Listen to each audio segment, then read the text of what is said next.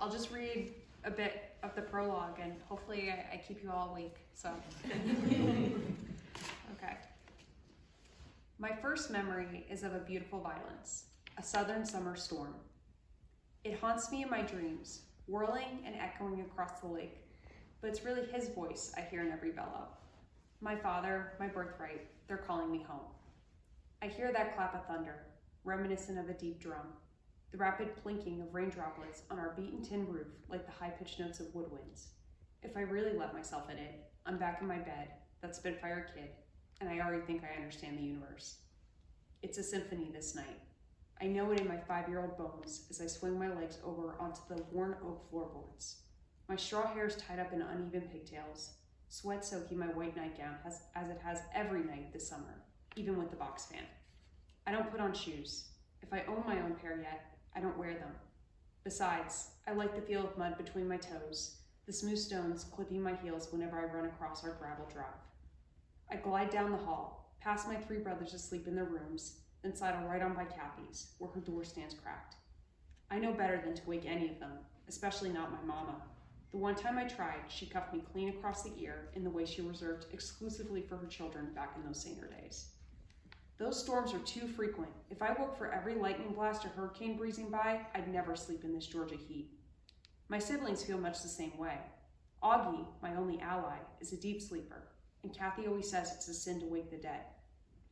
Mark never cares none for staying up, Deck's too little, and the twins won't take seat in Kathy's womb for another half a decade yet. So I leave her and the others be, run on down the recently renovated stairs, past the receiving rooms dominated by flora and garden construction equipment in every shape and kind, and slide on past Father Time dominating the center of the foyer. I hardly pause when I reach the porch outside and see fog. I've always been a night owl. Even as a baby, Harry swears I didn't sleep. And tonight, I'm determined to watch the August tempest roll in across the lake. Something in me has been waiting for it. I step out in the haze. Down the hill I saunter like a ghost, possessed to see what all the fuss is about. To me, the coming storm is a conversation between lake and sky.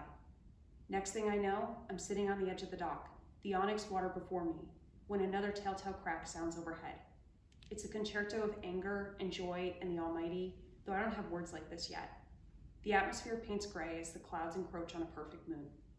Then I see something across the water. My daddy, Harry. He works the night shift at the factory in Hazel, one town over.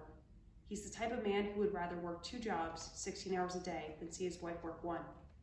I often wait for him on nights like this to come back home. He always appears on the lake like a speck of dust, slowly growing in his sight.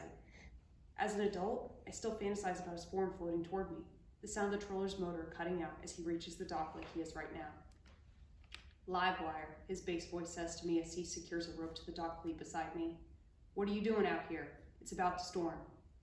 My feet dangle over the edge, still too short to hit the water. No, it ain't. Storms have been passing through all night, but I've always been good at fibbing to keep out of trouble.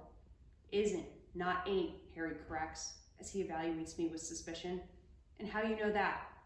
I grin. Just a feeling. It's in the wind if you listen. Can't you tell? He makes a move to crane his neck, as if in that gesture alone, he can communicate with Summer herself. Yeah, I can hear it. It's telling me it's going to be a big one. He sits down beside me, crossing his legs on the wood like I hear they do in school. His ankles would be in the water if he draped them over on the edge like I do. I want to teach you something, if you're going to be out here like this, he says. Now listen good. He holds his finger up towards the sky and waits. I bunch up my gown and my knees and stare at him, feeling funny, impatient. He shakes his head. Just wait. I do as I'm told, the wind wrestling my hair as it begins to pick up. Murky clouds block out the stars. A clap comes overhead, though there's no visible streak of white to accompany it. 1 Mississippi, Harry speaks slowly.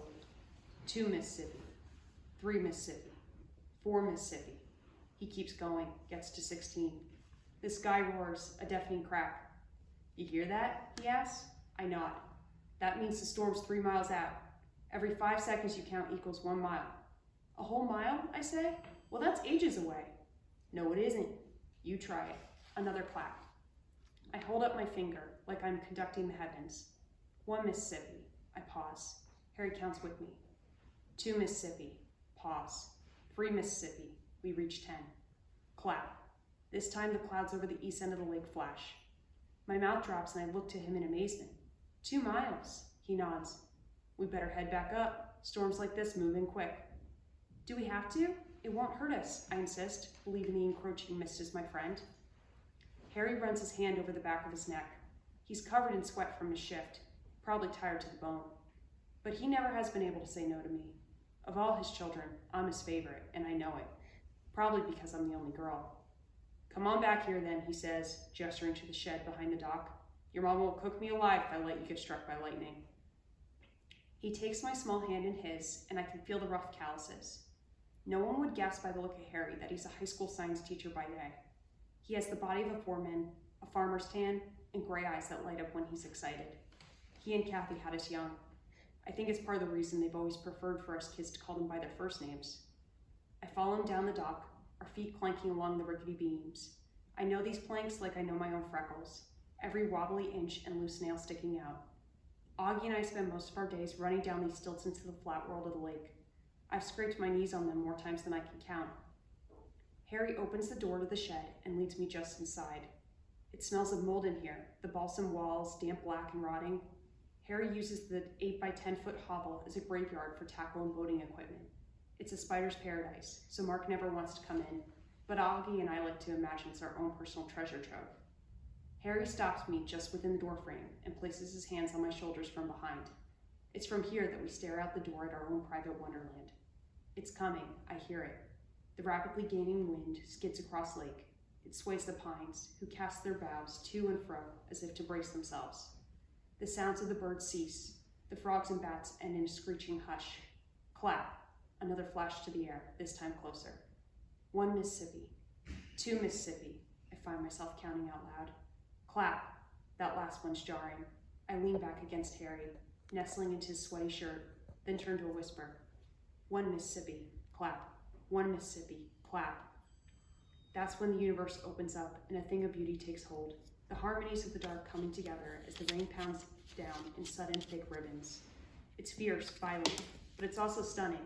The water returning to the earth from which it came and running down our hill and delta formations. I hold my breath as the crashing overhead becomes frightening, booming, and I feel Harry's palms tighten on my shoulders in reassurance. A thick sliver of lightning strikes the center of the lake, a cascade of white zigzag cutting through the surface. A great wall of water, like a mine going off, propels an upsurge of tide in all directions.